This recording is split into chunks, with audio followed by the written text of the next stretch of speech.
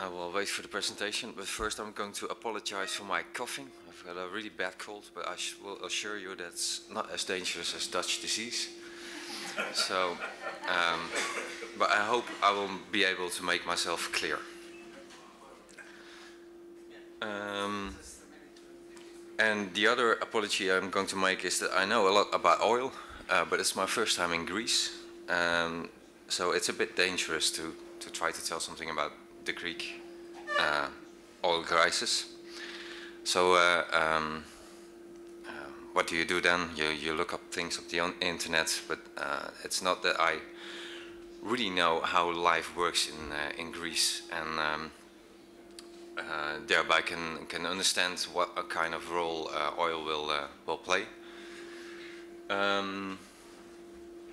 So what you see is that Greece is a heavily oil dependent country. About half of the energy mix in Greece is oil, which, if I compare it to the Netherlands, is quite much. We are about 30%, and that has one big reason. That we are on top of the biggest natural gas field in Europe. So we use for lots of the things that oil is used here in Greece. We use natural gas. And if you look at where oil is used, it's partly electricity. What I understand, mainly electricity production on small islands. Part transport, part residential, most of it fueling the heating of houses, and then industry, most of it probably chemical industry. And also you see that back in which kind of oil products are made of oil. And if you see this graph and compare it to this one, the little red line there is Greece's oil production. You immediately see the big problem that Greece hardly has any oil production, so has to import most of it. And these are numbers until 2009, and after that lots of things changed. So the big blue chunk in there is from Iran. We stopped importing oil from Iran for political reasons. That mainly has been replaced by Russian oil. And of course, around that time the crisis hit, and oil consumption went down drastically. What I think is, what you see is sort of a Greek oil crisis. The part of the economical problems here in Greece have to do with its dependence on oil. So you see a growing number of people that are not able to pay their heating bills, a growing number of people that are not able to access transport, a rising cost for oil-powered electricity production, and high oil prices making an economic recovery extremely difficult. And on top of that, a really horrible trade balance, which makes the economic problems even worse. And that has something to do with a couple of radical changes that you see happening now in the oil market. Of course, there's a natural limit on our production. It's a finite resource, so someday we will run out. But way before that, it will get scarcer and harder to get to. So if you look at all the big oil finds in the world, you'll see that we sort of peaked in finding new oil reserves in the 60s. and after that it became smaller and smaller, and the fields become smaller, but it also is found on more difficult places or with new technologies that are more cost intensive, more energy intensive. So around 1986, we changed from a world where we found more oil than we used to a world where we use more oil than we found each year. So since 1986 we're working on old reserves, and it's getting less. And that also reflects on the oil price. Since about 2004, the oil price suddenly rose sharply, and then in 2008 we hit the peak of almost 150 barrels, $150 a barrel. After that, the housing bubble popped in the US, and we had the economic crisis, so the demand for oil, and also this of course is partly speculation on oil prices.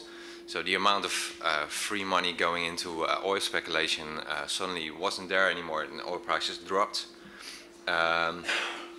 below $50, but at this moment it's really volatile, more volatile than it was ever before, but $100 a barrel looks to be the new normal, and most people in the oil industry don't think it will get back to these prices that we had before 2000, where a barrel of oil would cost $20 to $30. So when that happened, there was lots of discussions on peak oil, and lots of projections being made on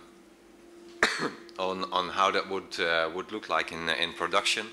And what you see here is one of the latest projections of some of the peak oilers, and the red line there is what the International Energy Agency would think oil production will do until 2030. They would then, assuming that we would reach 120 million barrels production a day, and that was mainly made with the assumption of high economic growth, and with the big assumption that if there's oil demand, somehow magically new oil will pop up and be there and be produced.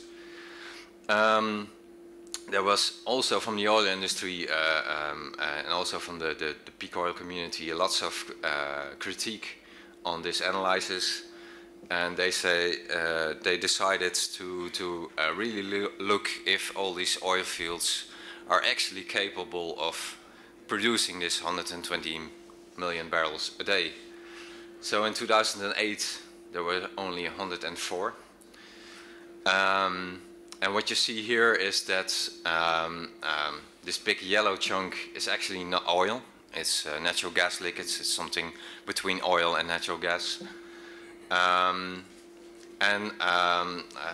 You have this sliding down of current production, and on top of that oil fields that are found but have to still be developed, and then this huge, what we call the wedge of hope, new oil fields that we still don't know are there, but we hope to find someday and produce. In 2010 there were only 69 million barrels a day.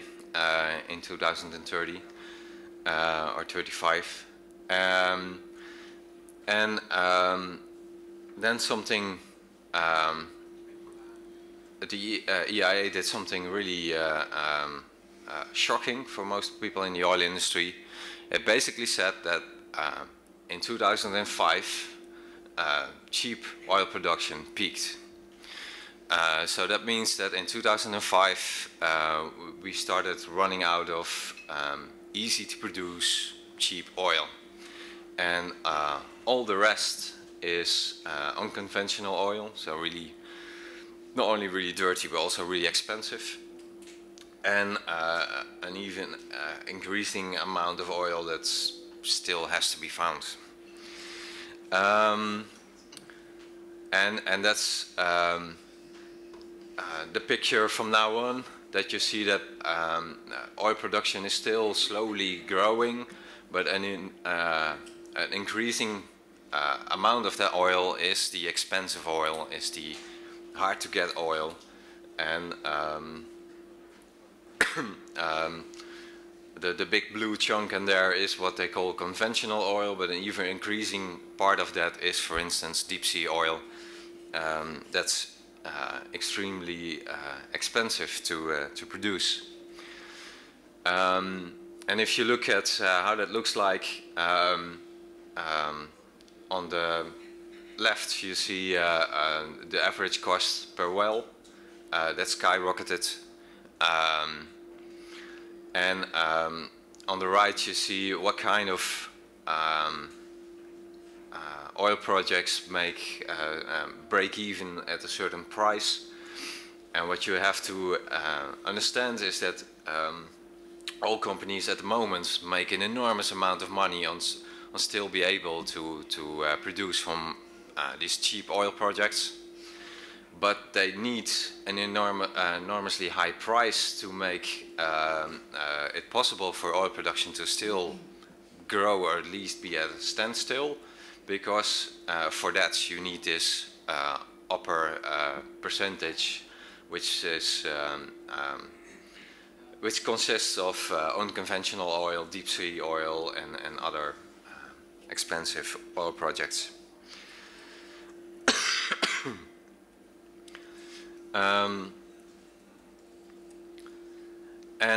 For Europe, we clearly peaked. Oil and also natural gas production in Europe is going down. On top of that, also demand in Europe is going down. That's partly because of the crisis, but partly also because of efficiency and new technologies. But both for oil and for natural gas, we will be importing more and more oil and natural gas, at least if we decide to stay addicted. And that means that we will be exporting more and more of our wealth to oil-producing countries. So high oil prices will be here to stay, and that means that we have to adapt to this new normal and to this new world with high oil prices. It will also mean that our production will contain more risks. You will see more risk in a technological sense, more risky projects that have a higher chance of failure, a higher chance of delay. But for instance also more oil production in conflict zones. I just saw on the news that Shell and BP and a couple of other oil companies are talking with the Somali government, for whatever that is, about oil production in Somalia. It will be more costly, it will produce more CO2. When I first, years ago, started with researching oil, I sort of hoped that when it peaked, we will be at least also see the CO2 levels dropping. That's not the case. It will be more volatile, it will be more prone to disruptions and price peaks, but also in price drops. And it still looks that if the shale bubble will burst, that we will hit peak oil somewhere after 2020. And you'll see a shift to less producers, to more state-owned producers, so more state-owned or controlled companies. And oil production is getting more energy intensive. So that will mean that oil prices will fluctuate between a price that is too high for consumers and too low for oil producers. Yeah. Then to Greece. Greece, and that's just what you see here, is one of the countries that has a really high dependence on oil. And if you look to other European countries that that are hit by the crisis the hardest, they're all having the same problem. Trade balance problems, slow economic growth, job losses, less tax incomes. So how to break this addiction? That's of course extremely difficult because we are living in a world full of oil addicts, and yeah, you can imagine if you want to stop smoking, that's difficult. But if you're in a world that's full of smokers, that's even more difficult to do. But the first thing you should do is set an oil reduction targets. Just place a number where you want to go. Another important thing in a political spectrum is that lots of the planning and lots of the scenarios used by governments are still counting with low oil prices. So lots of infrastructure being built and lots of economic planning is still counting on $50 or $80 a barrel. And I think the other important thing is educate, start to talk about it, and make people clear that there is no possibility we have to break this oil addiction, because otherwise it will cost us. And then there are several things you can do. A top-down approach would be to implement all kinds of laws. One of the most controversial probably but also most effective will be a lower maximum speed. Will save you an enormous amount of oil. But it basically means that you look where is oil used and can we somehow replace it. And there are several examples of these kind of top-down plans. One is on a couple of companies from the UK formed an industry task force on peak oil and made one of these plans. The Swedish government has had one and dropped it again. I actually made one for the Netherlands. But you need lots of political backup to break an addiction. And that's extremely difficult. So I think the bottom-up approach will be more successful and also will help building up political support for a more top-down approach you will use and need at the end. And one of the big examples then is a movement called Transition Towns, which consists of all kinds of small local projects with the aim of breaking oil dependence in your own city or village, like car sharing projects, energy co-ops, local food projects, all kinds of other things you can do at the local level. Yeah. And then I have to finish my talk. Of course, there's a huge the whole capitalistic system is highly oil dependent and wouldn't look like what it looks like if it wasn't for fossil fuels.